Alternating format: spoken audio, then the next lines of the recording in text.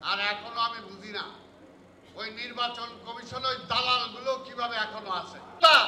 এই যে রক একটা তেরা থাকে, ঘাড়ে একটা রক তেরা তেরা বইলে কেউ মনে করে তারে বয় বেয়াদব।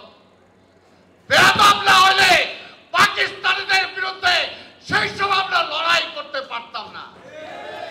বেয়াদব না হলে আবার স্বাধীনতার পরে শেখ মুজিবের বিরুদ্ধে আমরা লড়াই করতে পারতাম না।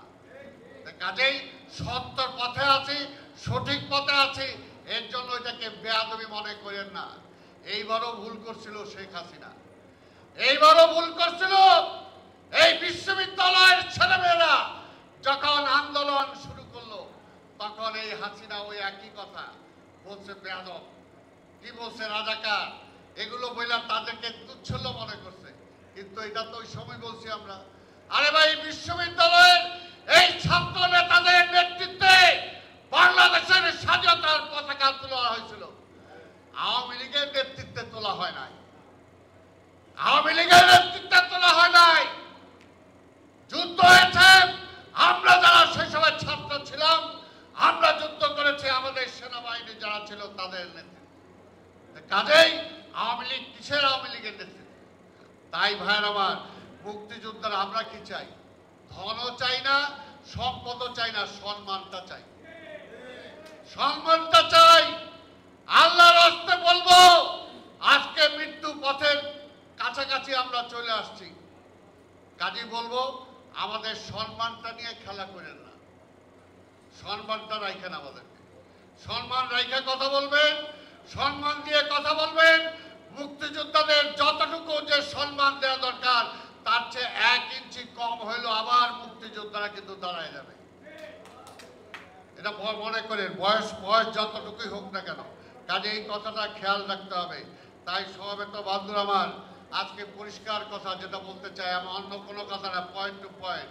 আজকের এই সরকারকে বলবো, যেটা ফজলু ভাই বলছেন, পরিষ্কার কথা, ঢাকা সিটি কর্পোরেশন সহ যত কর্পোরেশন আছে, উপজেলা আছে, তারপরে ইউনিয়ন পরিষদ আছে, যেমনি ভাবে পার্লামেন্ট এক সিগনেচারে ভাঙছেন, ঠিক একই সিগনেচারে একই আদেশে সবগুলোকে ভাঙা দিতে হবে।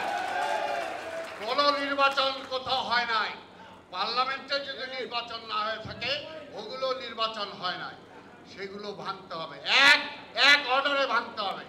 আবার আরেকটা কথাও পাশাপাশি বলি, এই আওয়ামী লীগ শুধুমাত্র তারা নিজেরা টিকে থাকতে পারতো না যদি প্রশাসন তাদেরকে সেইভাবে দালালি না করতো যারা সেই পর্যায়ে ছিল। কাজে যে এসডিও, যে ইউএনও, যে ডিসি সেই সময় আওয়ামী লীগের পক্ষে আমাদেরকে লাঠিপেটা করেছে, আমাদেরকে মামলা দিয়েছে, আমাদেরকে জেলে দিয়েছে, নির্বাচন করতে দেয় নাই। সেই সমস্ত ডিসি ইউএনওকে কোনোভাবে কোথাও প্রশাসক বানানো যাবে না। সত্যি কথা, তাদের যদি বানান, ওই যে শেখ হাসিনা এখনো টেলিফোন করবে।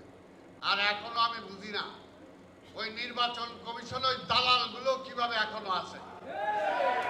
অনতিবিলম্বে নির্বাচন কমিশন একটি স্বাধীন প্রতিষ্ঠান, আমরা জানি, আসলে তো স্বাধীন না।